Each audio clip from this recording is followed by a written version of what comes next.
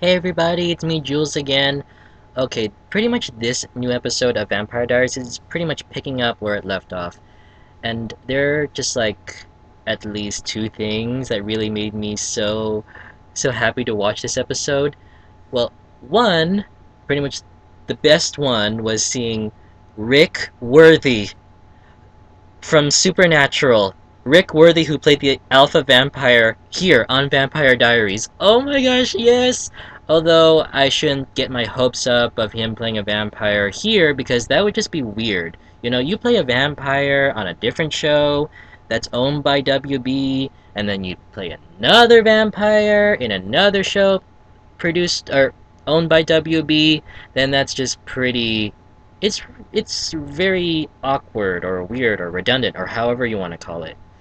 But still, when I didn't pay much attention because they've had like, two mayors already, so I didn't really care at first. But when I heard his voice, his ominous voice, I seriously just paused the episode and I just walked out of my room all giddy.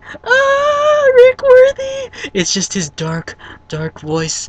Oh my gosh. And I'm totally on board with fan casting online saying that he should be the next Jon Stewart. He has the perfect voice.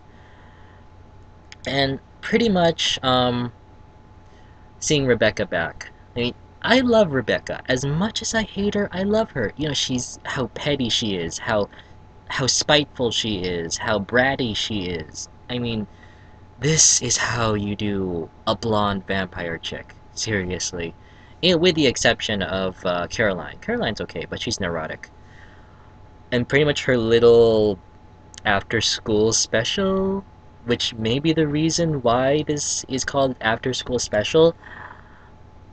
It was bravo, Rebekah. You just like Cole said, she's even worse than Klaus, compelling them all to stay and have them play truth or dare, spilling out their guts and pretty much chipping away at what is left of Stefan and Elena's friendship.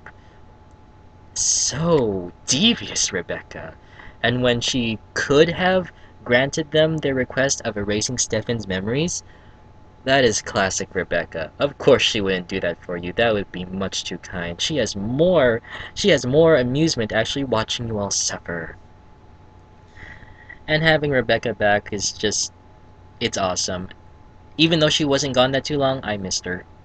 And also seeing as how April now knows everything, I wonder, is she just gonna be a pawn in this, or is she just gonna be some sort of useless lackey kind of girl like she was? She wasn't really that much use, except for just, mouthing off, oh, I know you're a vampire, I know you're a witch.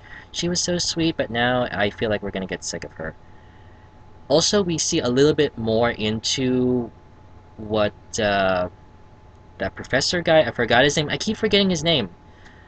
But we already know more of what the professor wants from Bonnie and wants out of all of this. Silas, he wants to release him. Not clear as to why, but maybe he wants to release Silas so that way he can either be immortal himself or because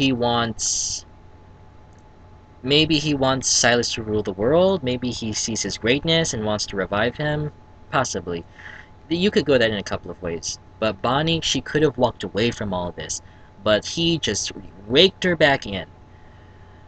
But seeing April in pain like that, pretty much that's more than enough of a reason to actually leave. And plus your dad's mayor now, so you have got to put the magic on the down low. Pretty much, I do not think that Bonnie's troubles will stop from here. Most likely, it's just gonna go down the road, seeing as how she can't draw strength from the spirits anymore, and if she keeps using the expression, she's only going to hurt more people. So it's most likely just going to go down the hill, especially since she did not leave. Klaus is pretty much still pissed. He's even becoming even more impatient. He wants them to find the cure so that he can make more hybrids, especially after killing his own hybrids. But it's just so refreshing to see Damon actually shoot Klaus. Oh yes! Perfect. As much as I love Klaus, he scares me, and also I think he should be shot several times. And also seeing Jeremy, oh my gosh. I am so loving Jeremy without his usual sweater. I mean, seriously, those biceps, He should have had this mark a long time ago. And also, we can see even more that Klaus is getting even really impatient since he turned like an innocent pizza girl into a vampire so that way Jeremy can kill it. But all in all, it was a good episode. It felt a little bit filler-ish, but pretty much a good way to pick up where things left off. And also Tyler, some say that Tyler's, usual behavior there, especially during his mother's wake or funeral, was a bit rude. But he's the son. He has actual priority to walk out of there.